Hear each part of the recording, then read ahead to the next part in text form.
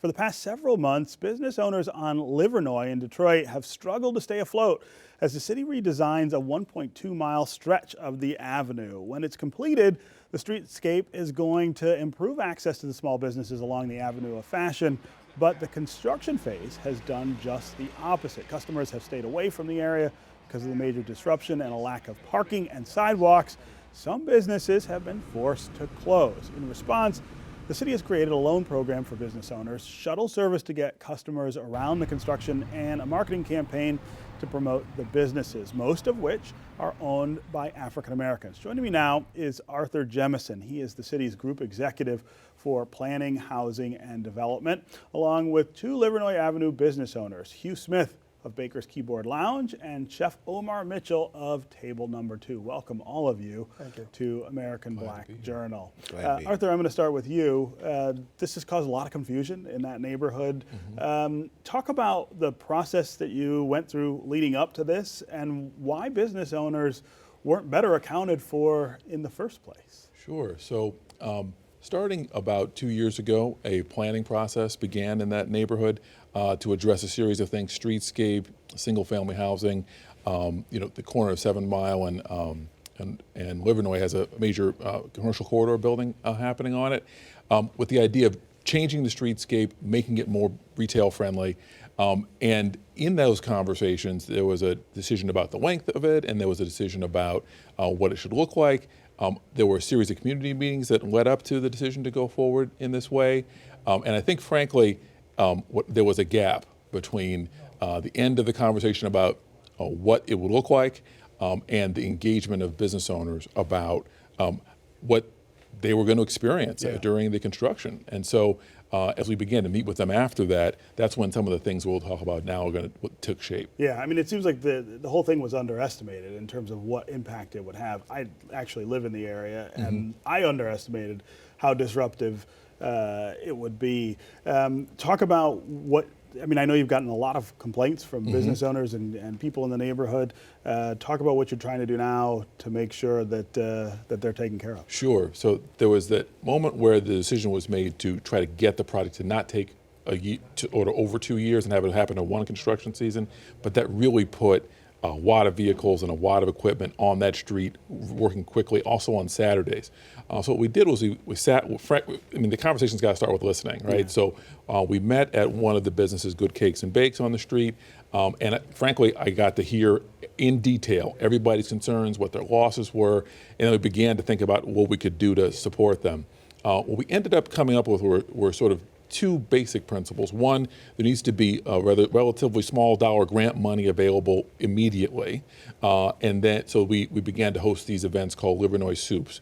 They're based on the Detroit Soup model that the Bill Institute has, where there's a pitch competition effectively, but we made every person who competed a winner in some way, and the host got grant funds. This is a way to get people out on the street as well as providing grant money.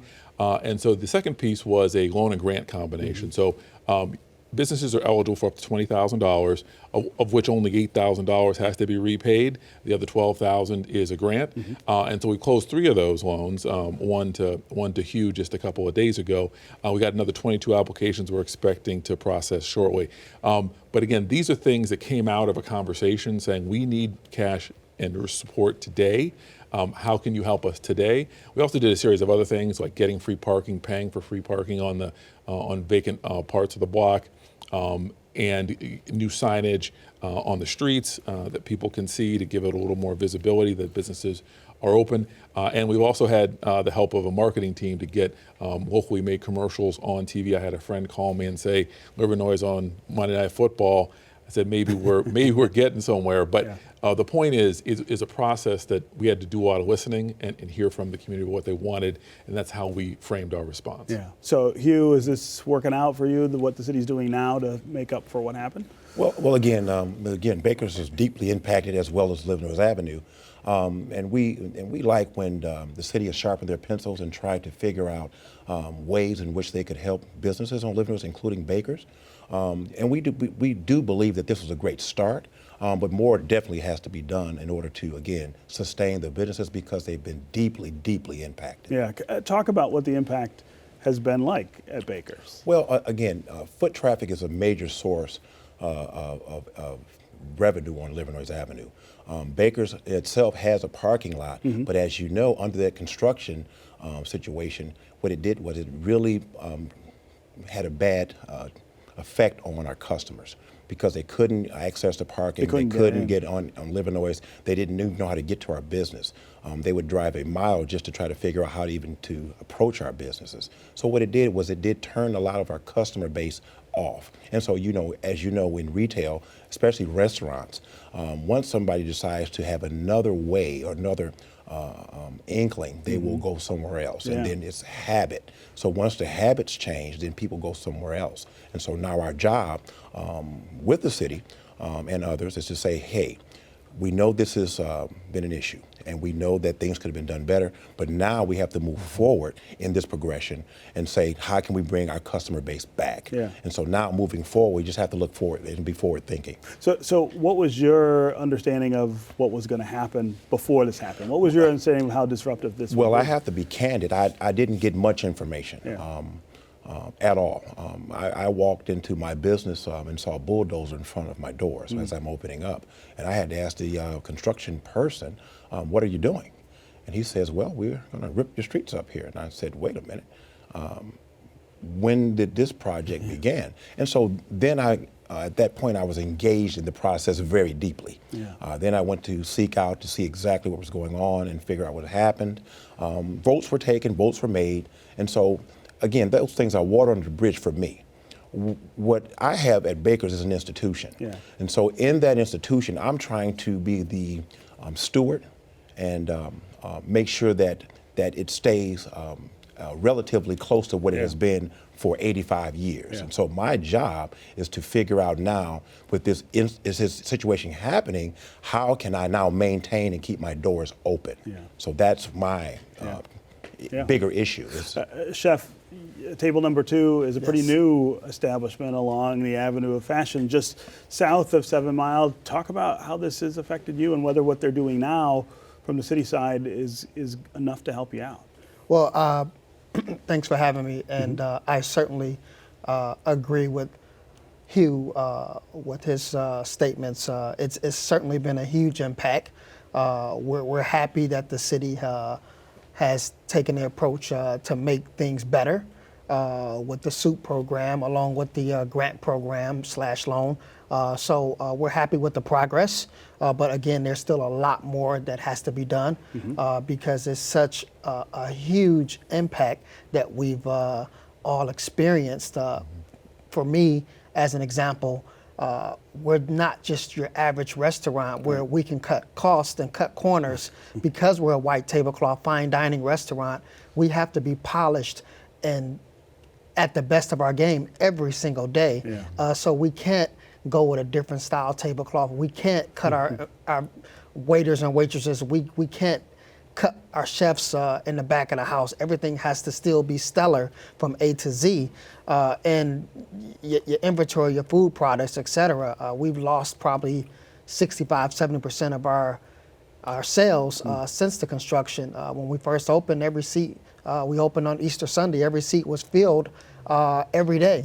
From the patio, which seats 80 people, and our dining room seats 70 people. And it was completely filled every day. But the day construction started, we certainly was hindered by that drastically. But again, it is water under the bridge. And we have to, as entrepreneurs, restaurateurs, figure out how we can be still successful and think outside of the box. So every day it's a challenge for myself and my team to figure out what can we do next. And that's why we're always trying to demonstrate stellar guest services, impeccable food, and every single person that comes through the door is a blessing for us. So they're talking about more that needs to be done. I wanted you to address that. But then I also wanted to talk about businesses who may close as a result of this, who won't make it. What is out there for them? So on the issue of what we're doing going forward, I should also add that we've had a series of foundations step forward. Reverend Wendell Anthony, the mayor, others reached out to them, and they've been one of the reasons we've been able to provide some support. So that's one element. So there are a few businesses that we've heard about, and it's part of the early listening was, this person's going to have to go to stop. He's going to bring forward their reconstruction of their kitchen. They're going to do other things so that they can be better prepared for business when the street reopens. Yeah. So what we've been doing for those folks is saying, listen, we've got a marketing push now. We've been looking at trying to do a second marketing push once the streets open to get people to say, hey, come back to Livernois. The street looks great these days in segments, and soon it's going to look even better. So to get people to come back out with some of the same marketing we've used to try to get them to come out now. And again, we're hoping to close more of these loans and provide technical assistance to folks, because again, it's going to be a different business environment when the streets open. Yeah, and for people who can't afford the loans, what's there So for them? that's why we have this soup thing. Yeah. So what's happened is, Which is more of a grant. It's 100% grant. So what happens is, if you're a winner, for example, I think House of Morrison, the shoe repair, won the first one. They got $5,000 from the program, which I think for many of the businesses on the street is about 1 to 2 months rent. And what we were fortunate to have was Fifth Third Bank came out hearing about the issue and matched it. So in that case, I think House of Morrison left with approximately $9,000 total, which was, I think, as a cash grant, a significant benefit. Sure. I'd also say that even the sixth place person got $3,000 or $4,000 out of that. So those are some of the things we've been able to do grant-wise. Right. The loan is something that we're hoping not only helps folks get through, but gives them TA so they're ready to be successful in the future. But I also would say that we're not going to stop meeting with the team as long as they'll have us, listening to what the concerns are until we open the street and people feel comfortable. Yeah, and for businesses that don't make it, what's... For businesses that don't make it, I think we've been talking to every business, and my colleague Tim Candy from the Department of Neighborhoods. The 2 or 3 businesses that we've heard have been experiencing trouble and closed down temporarily. We're hoping that they either reopen or we're able to find them another space to operate in. Okay, all right, well, good luck with cleaning up the mess that we all kind of endured over there, and thanks for being here. No, pleasure. Yeah.